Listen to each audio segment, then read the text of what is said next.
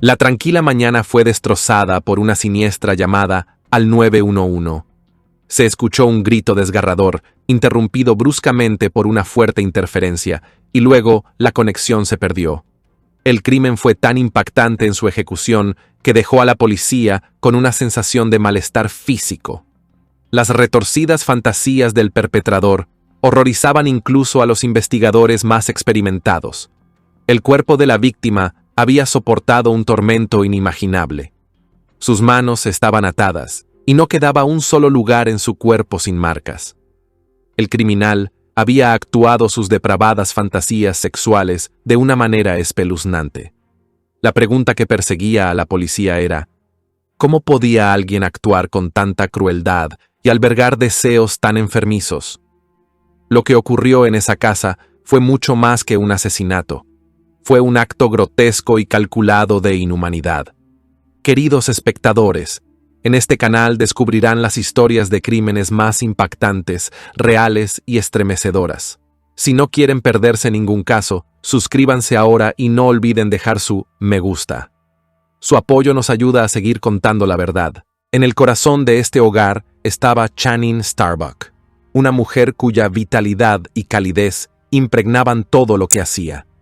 Nacida el 25 de abril de 1969, Channing creció en un hogar afectuoso y centrado en la fe, donde el amor, la comunidad y una firme creencia en la bondad de los demás moldearon su infancia.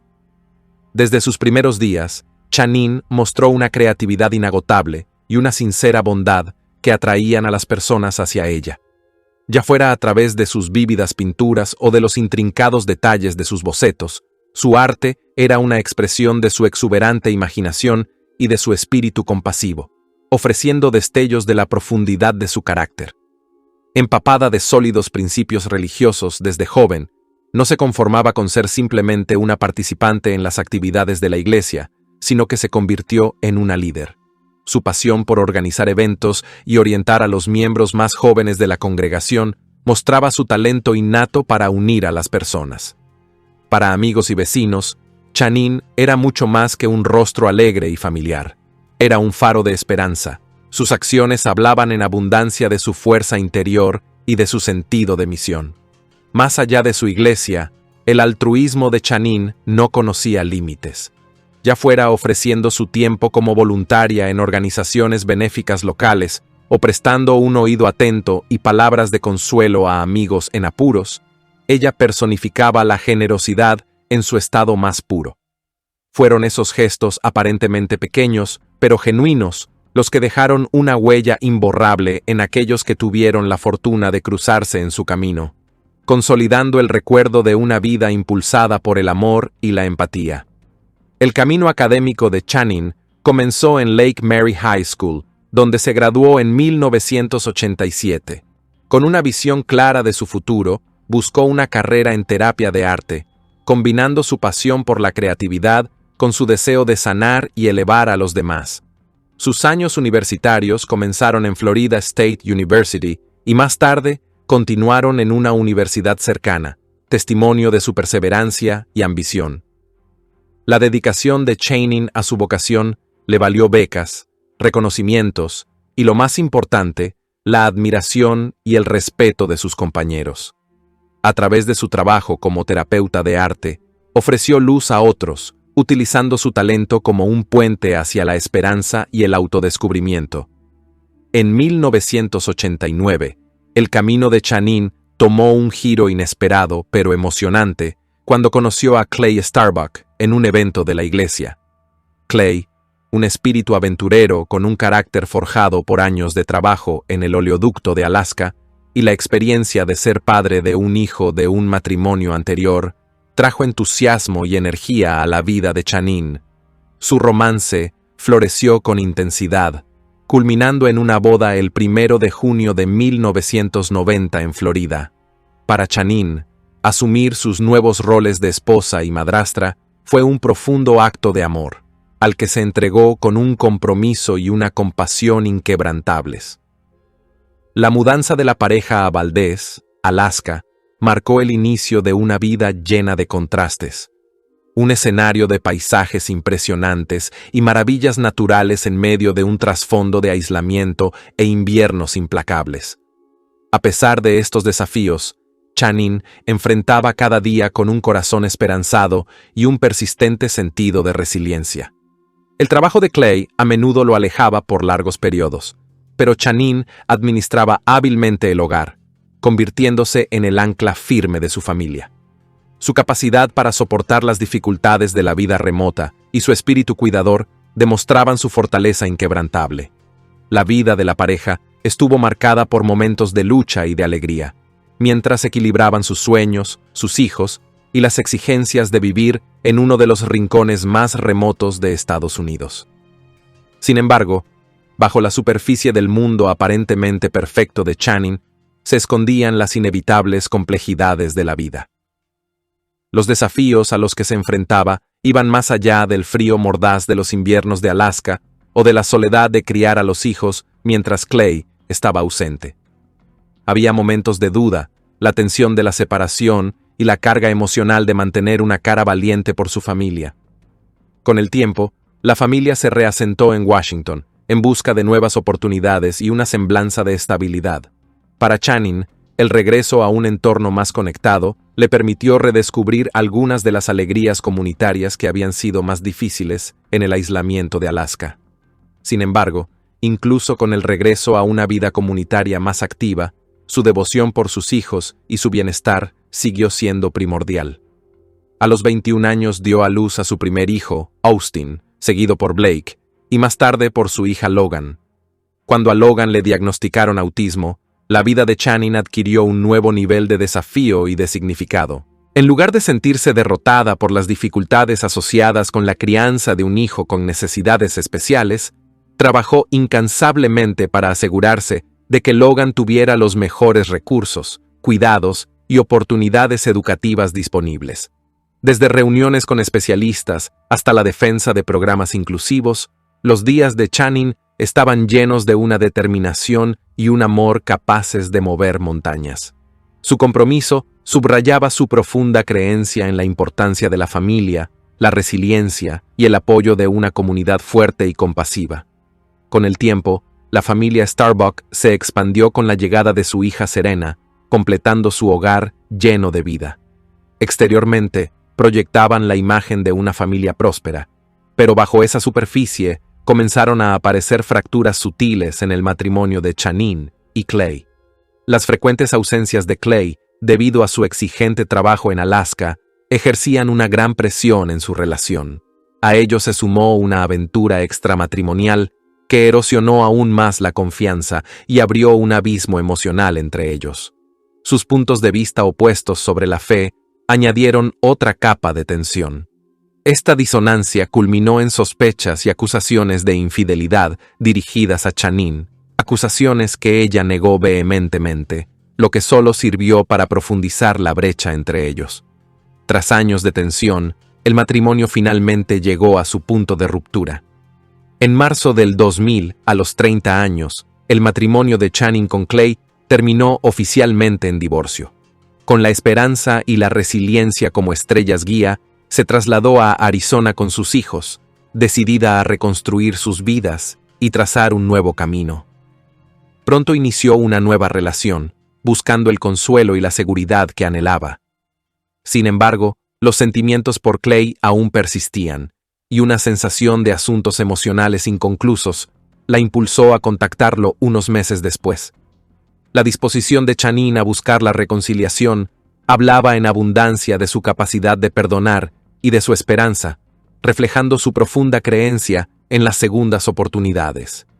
Para 2001, la familia se reunió nuevamente en Alaska, reavivando su vida en común.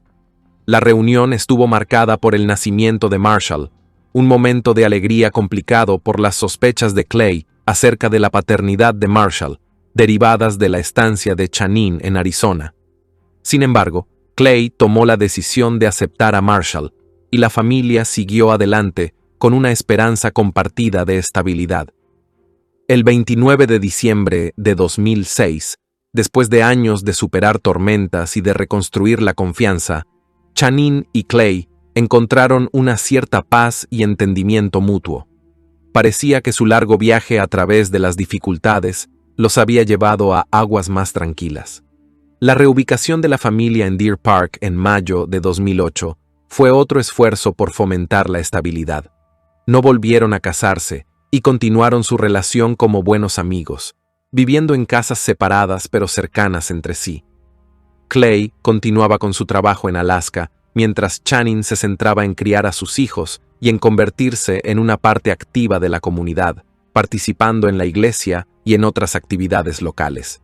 Entre junio y noviembre de 2011, comenzó a desarrollarse una inquietante serie de acontecimientos que insinuaban las sombras que se cernían sobre la nueva vida de Channing. Ella informó a la policía local de una cadena de incidentes sospechosos, convencida de que alguien había estado entrando en su casa mientras estaba ausente. Cada episodio aumentaba su creciente sensación de inquietud. Bombillas desenroscadas en su garaje, una parrilla de barbacoa inexplicablemente volcada y la sospechosa manipulación de una camioneta que había pedido prestada a un amigo. Estas señales apuntaban a una presencia invisible, un intruso que jugaba con el frágil sentido de seguridad que ella había construido con tanto esfuerzo. Objetos personales, incluidas joyas muy queridas e incluso un arma de fuego, desaparecieron misteriosamente de la casa de Channing, profundizando su sensación de vulnerabilidad. La naturaleza inquietante de estos sucesos llevó a Channing a tomar medidas urgentes para proteger a su familia. Colocó meticulosamente cinta en las puertas para vigilar posibles intrusiones e instaló una cámara de seguridad en su cocina, señales claras de su creciente ansiedad y de su determinación por asegurar su hogar. Cada paso representaba tanto una medida defensiva contra lo desconocido como un testimonio de la determinación de Channing de proteger a sus hijos del peligro. La resolución de Channing nunca vaciló, incluso cuando estos eventos perturbaban su vida. Redobló sus esfuerzos en proteger a sus hijos. Los amigos notaron que, aunque su sonrisa y calidez nunca desaparecieron por completo, había un cansancio subyacente que sugería el precio que estas pruebas estaban cobrando en ella. A pesar de las dificultades, Channing mantenía su compromiso con el arte y con su comunidad, esforzándose por aportar luz en medio de los retos que atravesaba.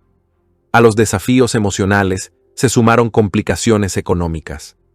La lesión de espalda de Clay en febrero de 2011 lo dejó sin posibilidad de trabajar, aunque recibía beneficios por discapacidad. Sin embargo, esos ingresos no alcanzaban para cubrir las obligaciones mensuales de manutención infantil de $5,000, lo que generó una presión considerable sobre Channing.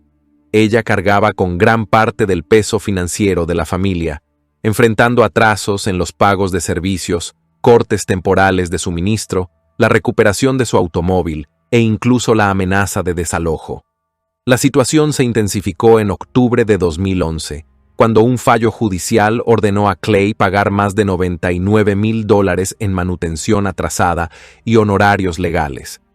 Además, se le concedió a Channing la mitad de la pensión de Clay.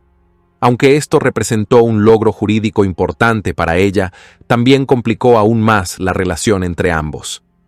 En medio de esa inestabilidad, Channing alcanzó un hito personal en el verano de 2011. A los 42 años, se graduó con honores de un exigente programa de higiene dental. Este logro, resultado de su esfuerzo y constancia, le abrió la puerta a una nueva etapa profesional, con la posibilidad de construir un futuro más estable para ella y sus hijos. Su independencia creciente fortaleció su confianza y la motivó a retomar espacios sociales, lo que la llevó a crear un perfil en un sitio de citas. Fue un gesto sencillo, pero significativo, que reflejaba su deseo de reencontrarse consigo misma más allá de las dificultades pasadas. Este paso, sin embargo, generó tensiones con Clay.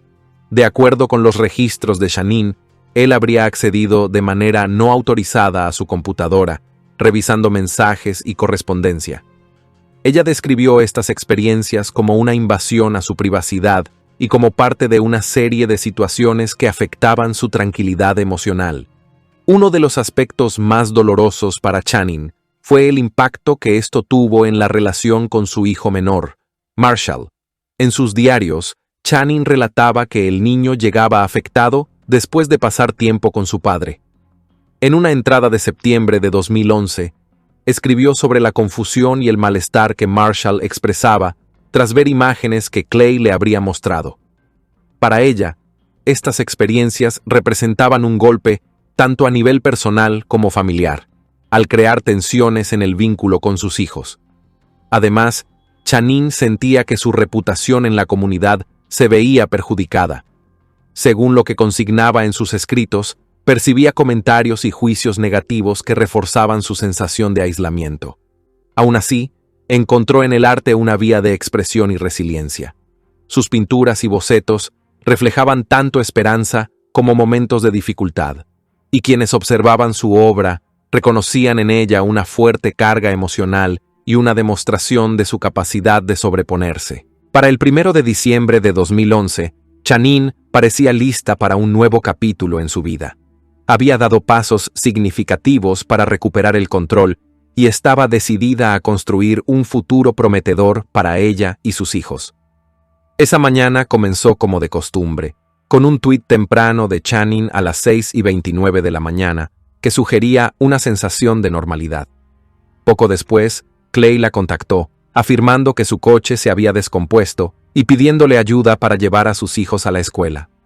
Siempre priorizando a su familia, Channing accedió y regresó a casa a las 7:11 de la mañana, tomándose un momento para enviar un mensaje a una amiga para organizar un encuentro más tarde ese día. Este mensaje, sin que ella lo supiera, sería su última comunicación verificada.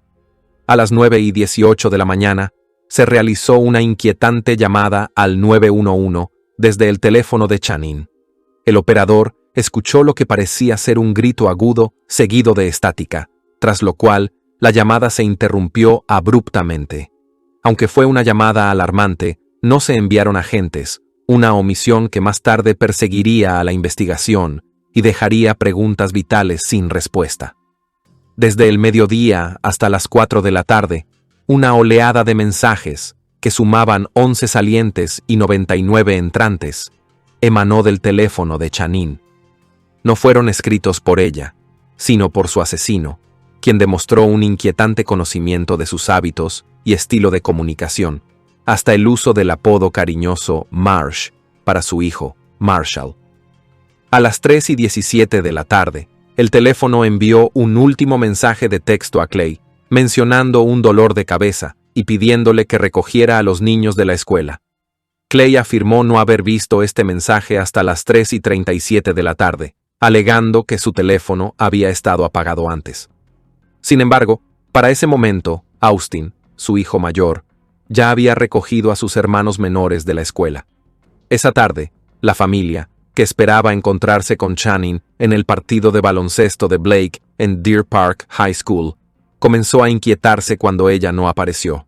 A las 5:45 de la tarde, Clay le envió un mensaje a Channing, ofreciéndose a reunirse con ella en la entrada para que no tuviera que pagar la entrada. Cuando aún no llegó, Clay y los niños fueron a su casa.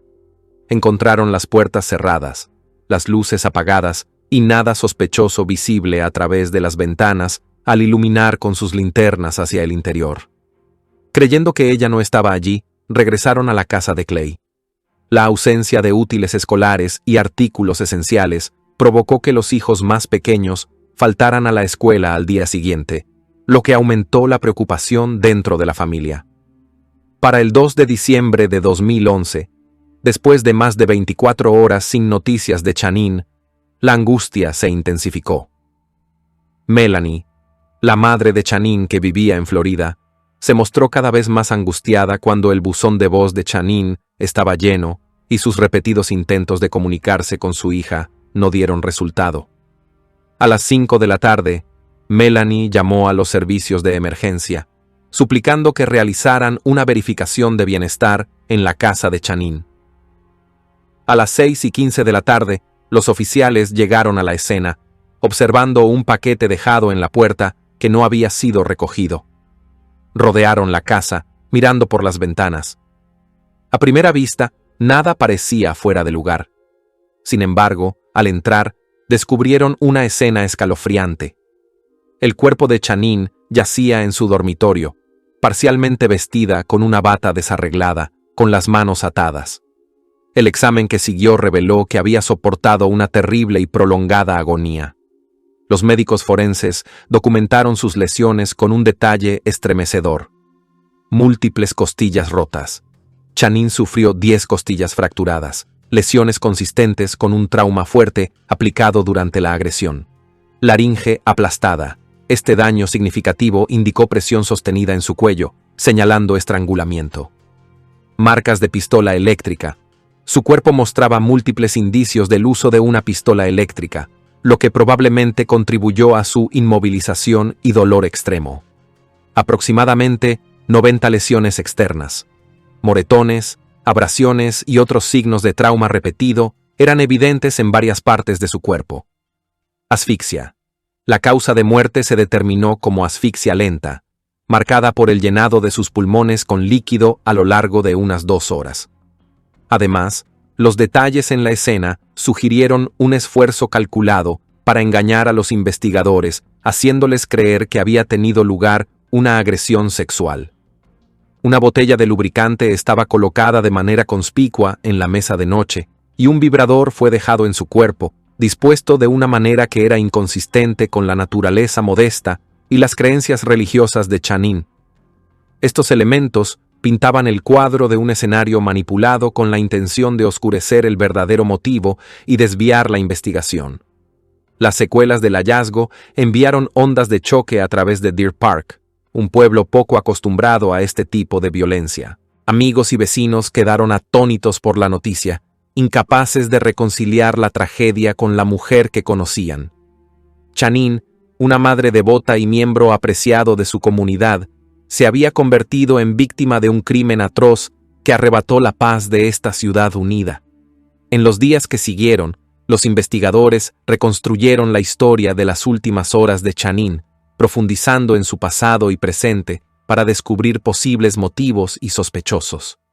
Las sospechas recayeron fuertemente sobre Clay, cuyo comportamiento y relatos inconsistentes durante el marco de tiempo crítico generaron muchas preguntas.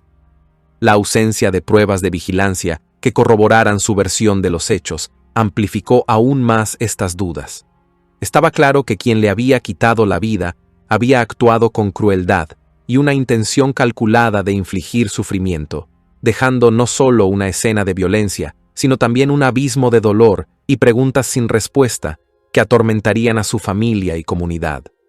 La combinación de las graves lesiones de Chanine y la naturaleza prolongada de su agresión señalaban de manera inconfundible un motivo intensamente personal y calculado. Entre los elementos inquietantes de la escena del crimen, había una caja fuerte abierta que contenía varios juguetes sexuales, un contraste impactante con la reputación de Chanine como una mujer conservadora y devota. Cuando Clay llegó a la casa de Chanine tras ser informado de su asesinato, pareció cooperativo y comunicativo. Ofreció una serie de teorías a los investigadores, insinuando que uno de los hombres que ella había conocido a través de citas en línea podría ser responsable. Clay detalló las plataformas de citas que Chanine había utilizado y describió sus interacciones en estos sitios con una precisión sorprendente. Sin embargo, durante el interrogatorio, su comportamiento fue errático, marcado por cambios abruptos entre muestras dramáticas de dolor, llanto y gritos, y momentos de compostura estratégica, durante los cuales dirigía metódicamente las sospechas lejos de sí mismo. Pronto se descubrió que el conocimiento de Clay sobre las actividades en línea de Chanine era el resultado de un software espía que había instalado subrepticiamente en su computadora. Esta invasión de la privacidad reflejaba un patrón de comportamiento obsesivo y controlador. El software espía, que le permitía acceder a fotos y comunicaciones privadas, formaba parte de una campaña más amplia que Clay había librado para vigilar y socavar a Chanine. En los meses previos a su muerte, sus acciones se volvieron cada vez más alarmantes. Difundió rumores despectivos sobre su supuesta promiscuidad y criticó su vida amorosa en conversaciones con conocidos en común, incluido su dentista y miembros de su iglesia. Estos esfuerzos pintaban el retrato de un hombre obsesionado con desacreditar a su exesposa y mantener poder sobre ella incluso después de su separación.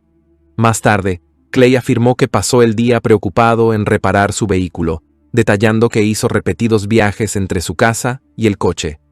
Sin embargo, cuando los investigadores revisaron después las grabaciones de vigilancia de las cámaras situadas a lo largo de su supuesta ruta, no se le vio por ningún lado. Esta discrepancia evidente se convertiría en un factor significativo para poner en duda su coartada. Chanine era muy consciente de la naturaleza controladora y el temperamento volátil de Clay. Ella se lo confió a amigos e incluso expresó sus preocupaciones a profesionales de su entorno. En una conversación particularmente inquietante con su dentista, Chanine expresó un temor genuino de que Clay pudiera hacerle daño para evitar pagar la manutención infantil. Esta preocupación estaba basada en la realidad.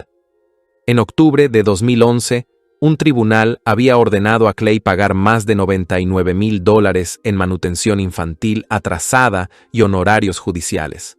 Esta decisión, que también otorgaba a Chanine la mitad de su pensión, dejó a Clay amargado y cada vez más resentido. El comportamiento de Clay después del asesinato levantó más señales de alarma.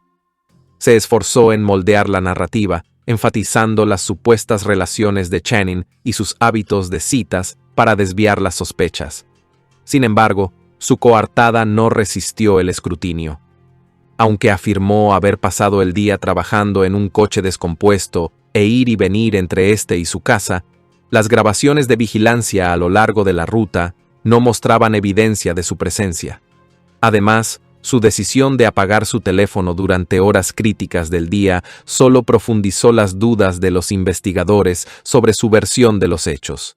A pesar de su aparente cooperación, sus intentos de guiar la investigación y sus métodos de vigilancia invasiva hablaban de un hombre decidido a mantener el control, incluso después de la trágica muerte de Chanine. El gran avance en el caso llegó a través de la ciencia forense.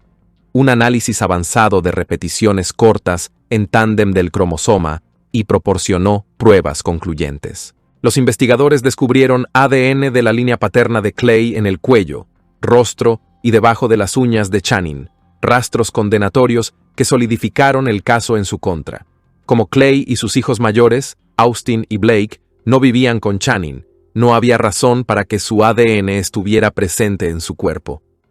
El único varón en el hogar era su hijo menor, Marshall, cuyo ADN no coincidía con el de Clay, corroborando que no era hijo biológico de Clay. Esta revelación no solo validó las sospechas pasadas de Clay sobre la paternidad de Marshall, sino que también destacó una animosidad profunda y arraigada que probablemente alimentó su furia. Aún más, el hallazgo del esperma de Clay en el cuerpo de Chanine cimentó definitivamente el caso. Esta evidencia crucial subrayó su implicación, descartando cualquier posibilidad de que un tercero hubiera incriminado a Clay. Tanto Austin como Blake contaban con coartadas sólidas para el día del asesinato, eliminándolos como sospechosos. La línea de tiempo y los hallazgos forenses dejaban a Clay como el único sospechoso lógico.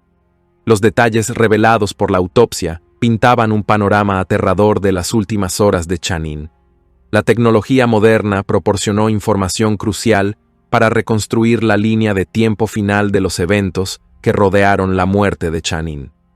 Los datos extraídos de la aplicación de fitness de Chanine indicaban que su teléfono dejó de registrar cualquier movimiento significativo a las 8:04 de la mañana. Del 1 de diciembre, alineándose con su regreso esperado a casa tras dejar a sus hijos en la escuela. Apenas 15 minutos después, a las 8:19 de la mañana, su teléfono registró 14 pasos adicionales, un detalle escalofriante que probablemente reflejaba su lucha desesperada durante los primeros momentos de su ataque. Al mismo tiempo, los datos del rastreador de actividad física de Clay revelaron un aumento de esfuerzo físico y un marcado incremento en su ritmo cardíaco, situándolo de manera inequívoca en la línea temporal del crimen. Las acciones deliberadas y premeditadas de Clay se hicieron evidentes mediante la revisión de su historial de búsquedas en Internet.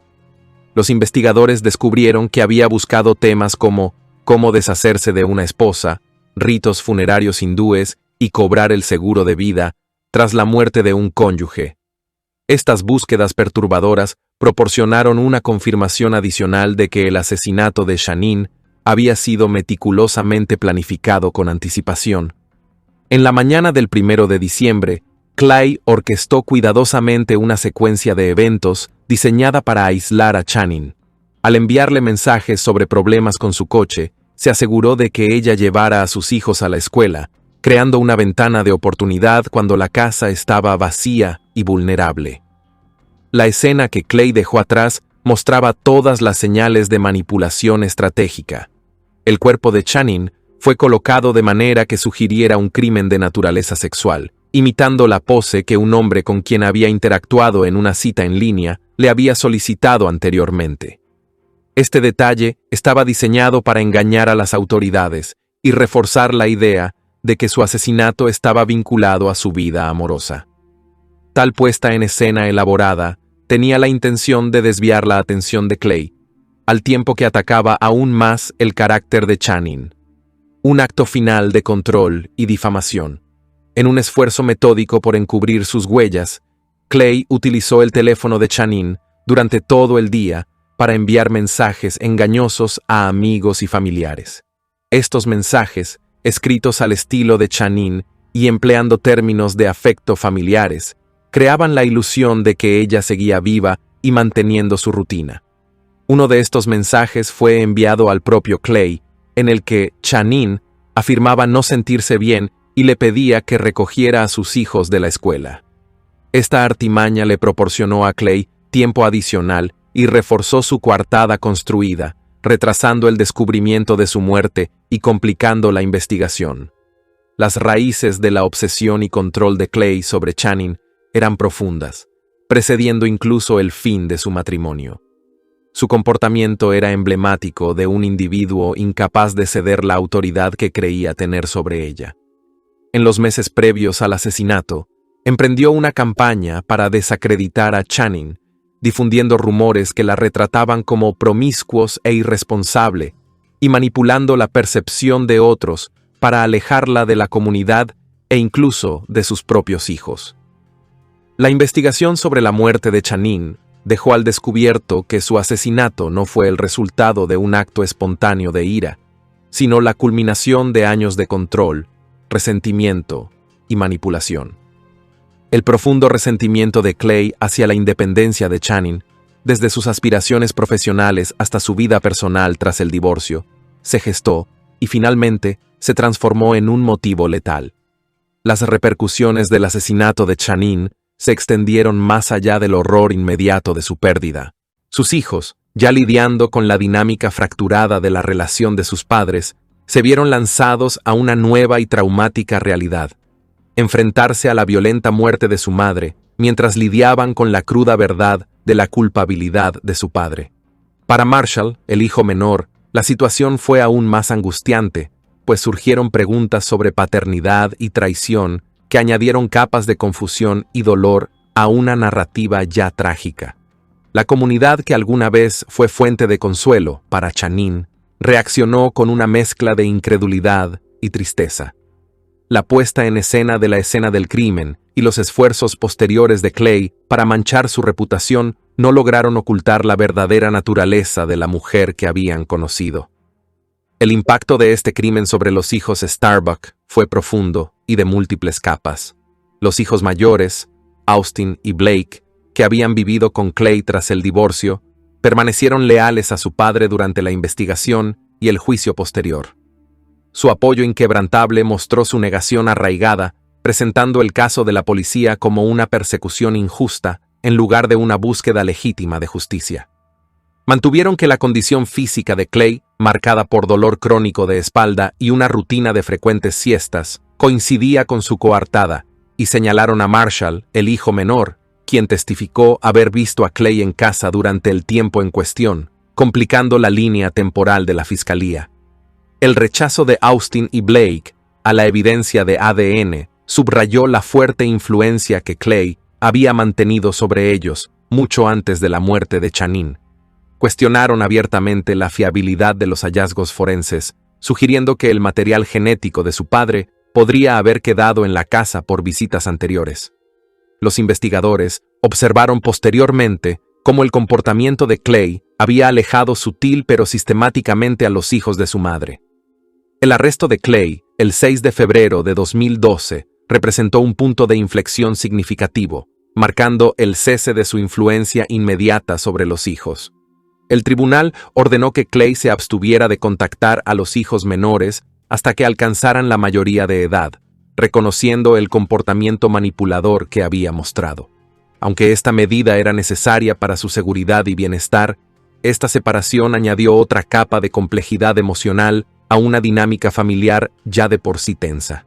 La ausencia de su padre, quien había sido una figura central, impuso un vacío marcado en medio de su dolor por la pérdida de su madre y la desintegración de su estructura familiar. Las secuelas del asesinato de Channing sumieron a los niños en un estado precario y traumático. Huérfanos por circunstancias, privados de su madre por la violencia y de su padre por el encarcelamiento, se vieron obligados a enfrentar la vida con escasa orientación parental. La carga financiera solo complicaba aún más su lucha. Miembros de la comunidad y amigos cercanos se unieron, formando fondos fiduciarios y organizando esfuerzos de recaudación de fondos para asegurar que se cubrieran las necesidades básicas de los niños. Sin embargo, a pesar de estos gestos compasivos, las cicatrices emocionales eran mucho más profundas, manifestándose de maneras que los atormentarían durante años. El juicio de Clay Starbuck comenzó en mayo de 2013 y la fiscalía presentó un caso completo que ilustraba un asesinato motivado por los celos, el resentimiento y una necesidad obsesiva de control. La narrativa fue reforzada por el testimonio de más de 70 testigos, pintando a Clay como un individuo profundamente manipulador y controlador, que orquestó meticulosamente el asesinato de Channing durante varios meses. Las pruebas clave incluyeron hallazgos de ADN, que revelaron rastros del ADN de Clay en el cuello, rostro y debajo de las uñas de Channing, así como esperma encontrado en su cuerpo que coincidía con su perfil genético. Su historial de búsquedas en Internet, que contenía consultas como cómo deshacerse de una esposa y cobrar el seguro de vida tras la muerte de un cónyuge, reforzó el argumento de premeditación de la fiscalía. Además, los datos extraídos de la aplicación de fitness de Channing se sincronizaban de manera precisa con la línea temporal del crimen. En respuesta, la defensa intentó desacreditar la evidencia de ADN, argumentando la posibilidad de contaminación o de rastros de ADN preexistentes. Señalaron una muestra de ADN no identificada encontrada debajo de las uñas de Channing, sugiriendo que podría pertenecer a un atacante desconocido.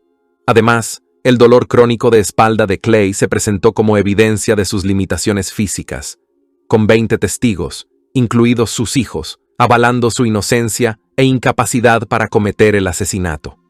A pesar de estos esfuerzos, la abrumadora evidencia forense, combinada con el historial bien documentado de comportamiento coercitivo y controlador de Clay, condujo a su condena. La tragedia tomó un giro aún más oscuro en diciembre de 2021, cuando Logan, la hija menor de la familia, que luchaba con el autismo, desapareció. Su cuerpo fue encontrado 2 meses después en un río, y la evidencia indicó que se había quitado la vida. Este devastador evento añadió otra capa de dolor a la ya destrozada familia Starbuck, ilustrando las consecuencias de largo alcance del trauma, el duelo y las heridas emocionales no resueltas derivadas del asesinato de Channing. Un resultado notable de este caso fue la mejora en los protocolos de respuesta a emergencias. La llamada al 911 de Channing, que quedó sin respuesta, se convirtió en un caso de estudio que impulsó iniciativas de capacitación regional centradas en tratar este tipo de llamadas con mayor urgencia y precisión. Esta reforma tenía como objetivo equipar a los primeros respondedores con las habilidades necesarias para prevenir omisiones similares, convirtiendo una lección dolorosa en un cambio sistémico significativo. En junio de 2013, un jurado lo declaró culpable de asesinato en primer grado con 4 circunstancias agravantes, sentenciándolo a cadena perpetua sin posibilidad de libertad condicional.